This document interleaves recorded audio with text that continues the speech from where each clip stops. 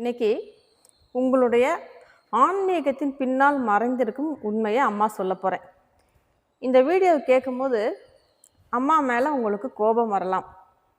ஆனால் அம்மா சொல்கிறதெல்லாம் ஆமாவா இல்லையா சொல்லுங்கள், உண்மையா இல்லையா? உண்மை அப்படின்னா நீங்கள் ஆணவத்தை இழக்க தயாராக இருக்கீங்க. இல்லை அப்படின்னு சொன்னீங்கன்னா நீங்கள் உங்களுடைய ஆணவத்தை இழக்க தயாராக இல்லை, அவ்வளோதான். அதாவது நீங்கள் உண்மையாகவே உங்களுக்கு ஆன்மீகத்தின் மீது ஆர்வம் இருக்கிறதா, அல்லது உங்களை ஆன்மீகவாதி என்று நிரூபித்து கொள்ள நீங்கள் தினமும் தியானம் செய்கிறீங்களா சொல்லுங்கள்.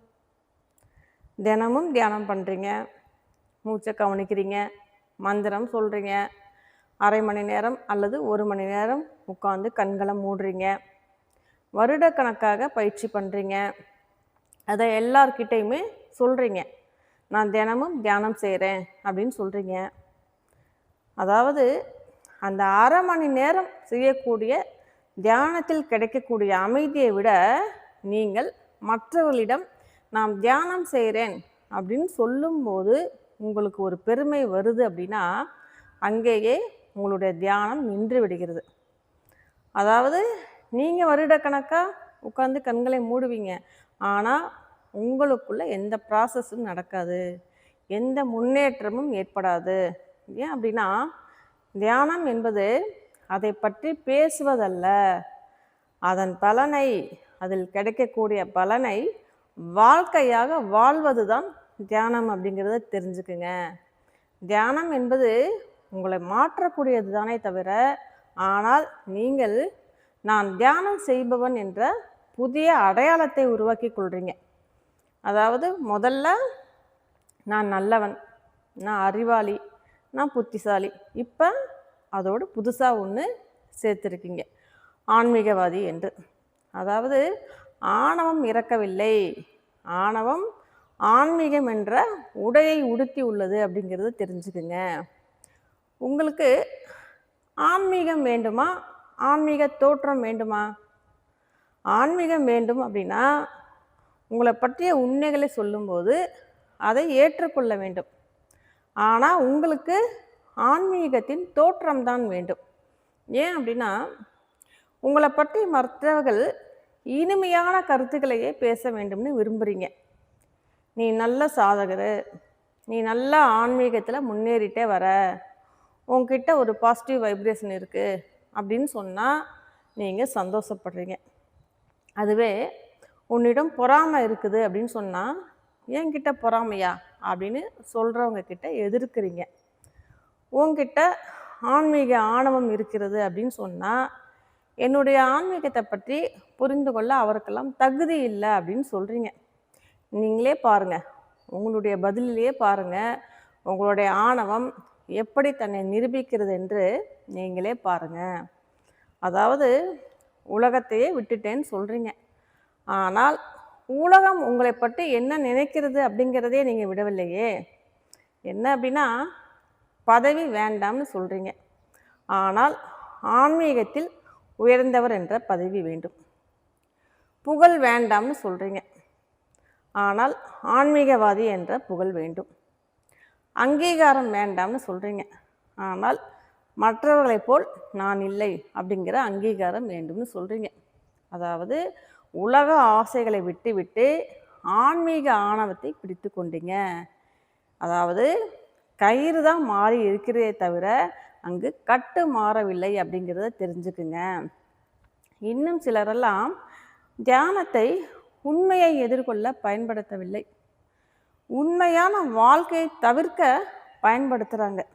என்ன அப்படின்னா குடும்பத்தில் பிரச்சனை, உறவுகளில் பிரச்சனை, மனதில் குழப்பம், பொறுப்புகள் பிடிக்கவில்லை, தவறை ஏற்றுக்கொள்ள பிடிக்கவில்லை, உண்மையை பார்க்க பிடிக்கவில்லை. அதனால் என்ன சொல்கிறீங்க, நான் தியானம் செய்ய போகிறேன் அப்படின்னு ரூமுக்குள்ளே போய் கதவை சாத்திக்கிறீங்க.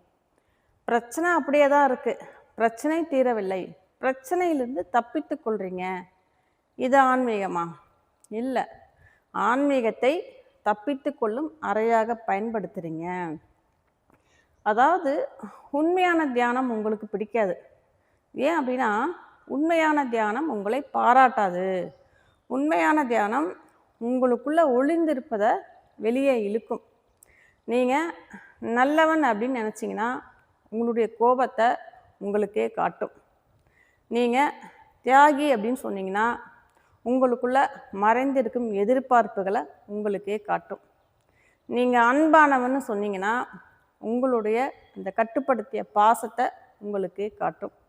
நீங்கள் ஆன்மீகவாதி என்று சொன்னீங்கன்னா உங்களுடைய ஆன்மீக ஆணவத்தை உங்களுக்கே காட்டும். அதனால் உண்மையான தியானம் உங்களுக்கு பிடிக்காது. வெளியில் நடிக்கும் தியானம் தான் உங்களுக்கு பிடிக்கும். உண்மையை நேருக்கு நேர் பார்ப்பதற்கு உங்களுக்கு பிடிக்காது. அடுத்து, ஆன்மீக பாதையில் மிகப்பெரிய திருடன் இன்னும் வேண்டும் என்ற மனம்.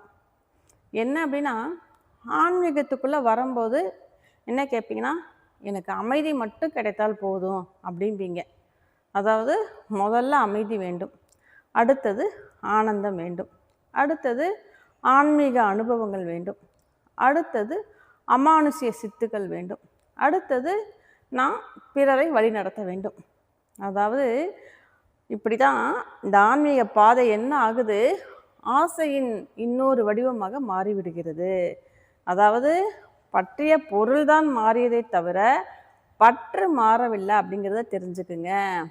அங்கே அவன் சாதாரண மனிதன் பணம் வேண்டும், பணம் சேர்க்க வேண்டும் என்று ஓடுகிறான். நீங்கள் ஆன்மீக அனுபவங்களை சேர்க்க வேண்டும் என்று ஓடுறீங்க. அங்கு ஆசைதான் மாறியதை தவிர ஆணவம் மாறவில்லை அப்படிங்கிறத தெரிஞ்சுக்குங்க. அதாவது ஆன்மீக அனுபவம் வேண்டும் சொல்கிறீங்க. ஒளி தெரிய வேண்டும், உடல் லேசாக வேண்டும், உடலில் அதிர்வு தெரிய வேண்டும், குண்டலினி எழும்ப வேண்டும், சக்ராஸ் ஃபங்க்ஷன் ஆக வேண்டும் அப்படின்னு கேட்குறீங்க. இந்த அனுபவங்கள்லாம் எதற்காக கேட்குறீங்க? எதற்காக அப்படின்னா, நான் தியானம் செய்யும்போது இந்த அற்புதமான அனுபவங்கள்லாம் கிடைத்தது அப்படின்னு மற்றவர்களிடம் சொல்லி உங்களை நிரூபிக்கிறதுக்கு தான் கேட்குறீங்க. அதாவது இதற்கு உங்களுக்கு அனுபவம் தேவையில்லை, அந்த அனுபவங்களுடைய அடையாளங்கள் தான் உங்களுக்கு தேவைப்படுது. என்ன அப்படின்னா, முதல்ல என்னிடம் பணம் இருக்கிறது, என்னிடம் வசதிகள் இருக்கிறது, இப்போது என்னிடம் ஆன்மீக அனுபவங்கள் இருக்கிறது என்று. அதாவது ஆணவம் தன்னுடைய உடையை மாற்றி உள்ளது அப்படிங்கிறத தெரிஞ்சுக்குங்க. அதாவது தியான அறையில் அமைதியாக இருப்பது எளிது. ஆனால் உங்களுடைய எதிர்பார்ப்புக்கு மாறாக ஒருவரை சந்திக்கும்போது, உங்களை மதிக்காத ஒருவரை சந்திக்கும்போது, உங்களுடைய விருப்பங்கள் நிறைவேறாத போது, உங்களுடைய திட்டங்கள் தோல்வி அடையும் போது, உங்களை விட ஒருவர் வளர்ச்சி அடையும் போது, அப்போ தான் உங்களுடைய தியானத்தின் தரம் வெளியில் தெரியும். அதாவது தியான அறையில் அமைதியாக இருப்பது மிகப்பெரிய விஷயம் அல்ல. உங்களுடைய ஆணவத்தை தூண்டும் மனிதர்களுக்கு நடுவிலும் நீங்கள் உங்களுக்குள்ள புயலை உருவாக்காமல் இருப்பது தான் மிகப்பெரிய சாதனை அப்படிங்கிறத தெரிஞ்சுக்குங்க. அடுத்தது, நீங்கள் ஆன்மீகத்தில் எப்படி வரீங்க, உங்களுடைய தன்மை எப்படி அப்படிங்கிறத தியானத்தை விட உங்கள் குடும்பத்தில் உள்ளவங்க இன்னும் அருமையாக சொல்லிடுவாங்க. என்ன அப்படின்னா, நீங்கள் உங்கள் குடும்பத்தில் இருக்கும்போது, அவர்கள் அருகில் நீங்கள் இருக்கும்போது உங்களை பார்த்து அவர்கள் பயப்படுகிறார்களா அல்லது உங்கள் கிட்ட அவர்கள் நிம்மதியை உணர்கிறார்களா? இதுதான் உண்மையான ஆன்மீகத்தின் அளவுகோல். அதே மாதிரி உங்ககிட்ட இருந்து அவங்க எவ்வளவு அன்பை உணர்கிறாங்க அப்படிங்கிறதும் உண்மையான ஆன்மீகத்தின் சாட்சி அப்படிங்கிறத தெரிஞ்சுக்குங்க. அதாவது உங்களுடைய உண்மையான ஆன்மீகத்தின் முகம் யாரும் இல்லாதப்பையும் வெளிப்படும்.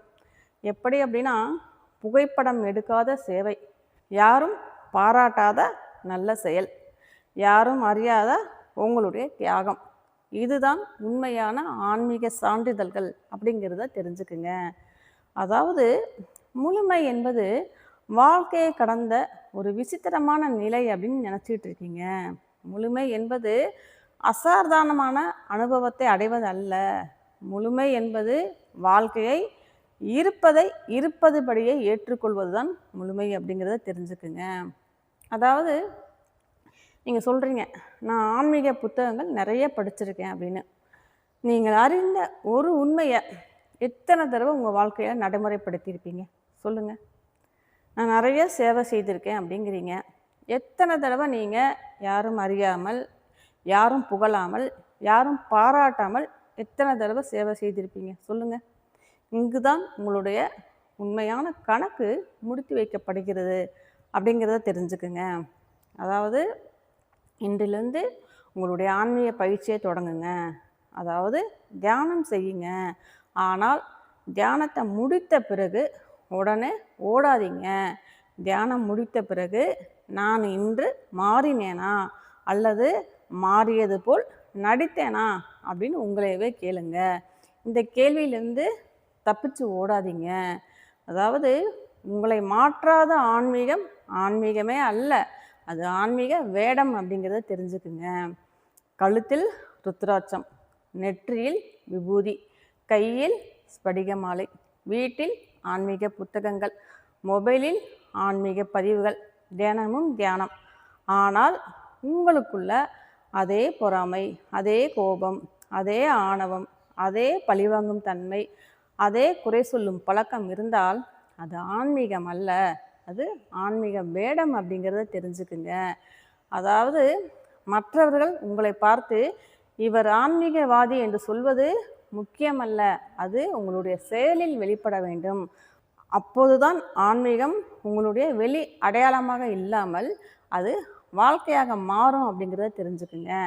ஆன்மீகம் என்பது நீங்கள் வெளியில் அணிந்து கொள்ளும் அணிகலன்கள் இல்லை, அது வாழ்க்கையாக மாறும் நிலை அப்படிங்கிறத தெரிஞ்சுக்குங்க. அம்மாவும் உங்களை ஆன்மீகவாதியாக மாற்ற வரவில்லை, உங்களை உண்மையானவனாக மாற்ற வந்துள்ளேன். உண்மையானவனாக மாறுங்க, ஆன்மீகம் தானே உங்களை தேடி வரும். அப்போது நீங்கள் ஆன்மீகவாதி என்று உங்களை நிரூபிக்க வேண்டிய அவசியம் இல்லை. அப்போது நீங்கள் சொல்ல வேண்டியதில்லை நான் அமைதியானவன் என்று. அப்போ உங்களுடைய ஆணவத்தை தூண்டிய மனிதர்கள் சொல்வார்கள் இவனிடம் ஏதோ மாற்றம் வந்துள்ளது என்று.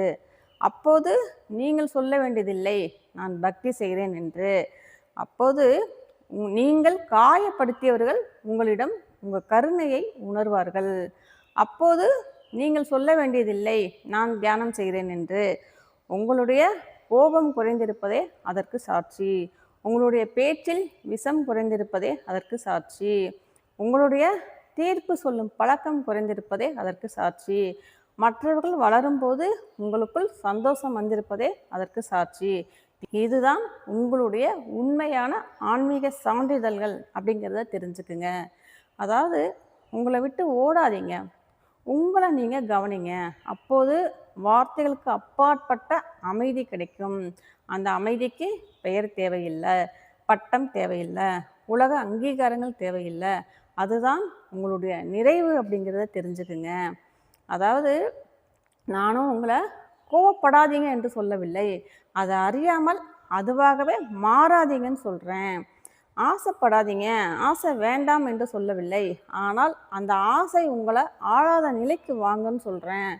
உலகத்தை விட்டு ஓடுங்கன்னு சொல்லலை, உலகத்தில் இருந்து கொண்டே உங்களை இயக்கக்கூடிய சாவியை உலகத்திடம் கொடுக்காதீங்கன்னு சொல்கிறேன். தியானத்தில் அனுபவம் கிடைக்க வேண்டாம் என்று சொல்லவில்லை, ஆனால் அந்த அனுபவங்களே நிற்காதீங்க, அந்த அனுபவங்களை கடந்து அந்த தியானம் உங்களை எப்படிப்பட்ட மனிதனாக மாற்றுகிறது என்று பாருங்கன்னு சொல்கிறேன். அதனால் ஆன்மீகவாதி என்று நிரூபிக்காதீங்க, உண்மையானவனாக இருங்க. அந்த ஆன்மீகவாதி என்ற எண்ணமும் ஒரு நாள் உங்களிடம் மறைந்து போகும். அது வரைக்கும் தியானம் செய்யுங்க. அப்போது தியானம் செய்பவன் நீங்கள் இருக்க மாட்டீங்க, விழிப்புணர்வே உங்களுடைய வாழ்க்கையாக மாறிவிடும். அதனால் அது வரைக்கும் தியானம் செய்யுங்க. ஆனால் உங்களை ஏமாற்றி கொண்டு தியானம் செய்யாதீங்க. மந்திரம் சொல்லுங்க, ஆனால் மந்திரத்தின் பின்னால் ஆணவத்தை மறைக்காதீங்க. ஆன்மீக பாதையில் நடங்க, ஆனால் ஒவ்வொரு நாளும் நான் மாறினேனா அல்லது மாறியது போல் நடிக்கிறேனா என்று கேளுங்கள். தினமும் கேளுங்க. என்னைக்கு அந்த கேள்விக்கு உங்களால் நேர்மையாக பதில் சொல்ல முடியுதோ அன்றுதான் உங்களுடைய ஆன்மீக பயணம் தொடங்குகிறது அப்படிங்கிறத தெரிஞ்சுக்குங்க. ஆன்மீகம் என்பது புதிதாக இன்னொரு அடையாளத்தை சேர்த்து கொள்வது அல்ல. நீங்கள் சேர்த்து கொண்ட போலி அடையாளங்கள் அனைத்தையும் ஒவ்வொன்றாக உடைத்தெறிவது தான் ஆன்மீகம் அப்படிங்கிறத தெரிஞ்சுக்கங்க. தியானம் என்பது உங்களை பற்றிய நல்ல கதைகள் எழுவதல்ல, உங்களை பற்றி நீங்கள் உருவாக்கி கொண்ட போலி கதைகள் ஒவ்வொன்றையும் உடைத்தெறிவது தான் தியானம் அப்படிங்கிறத தெரிஞ்சுக்குங்க. முழுமை என்பது நான் அடைந்து விட்டேன் என்று சொல்வதல்ல. முழுமை அடைய, அதாவது நான் அடைய வேண்டும் என்று துடித்து கொண்டிருப்பவனை அமைதியாக்கும் நிலைதான் முழுமை என்று தெரிஞ்சுக்குங்க. அந்த நிலையில் தேடுபவன் அமைதியாகி விடுவான், தேடல் அமைதியாகிவிடும், நான் அமைதியாகிவிடும். அங்கே மீதம் இருப்பது அம்மா மட்டுமே. அதனால் அம்மாவின் அருளை வெளியில் தேடாதீங்க, உங்களை உண்மையாக பாருங்கள், அங்கே அம்மா இருக்கிறேன்.